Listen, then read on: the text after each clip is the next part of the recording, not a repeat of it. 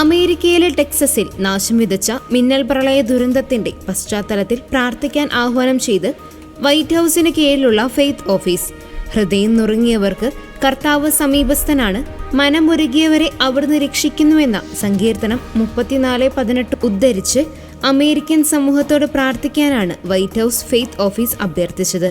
ടെക്സാസിലെ ധീരരായ ജനങ്ങൾക്കൊപ്പം തങ്ങളും നിലകൊള്ളുകയാണെന്നും ദുരിതമനുഭവിക്കുന്നവർക്ക് വേഗത്തിലുള്ള രക്ഷയും ആശ്വാസവും ലഭിക്കാൻ എല്ലാ അമേരിക്കക്കാരോടും പ്രാർത്ഥിക്കാൻ അഭ്യർത്ഥിക്കുകയാണെന്നും വൈറ്റ് ഹൌസ് അറിയിച്ചു.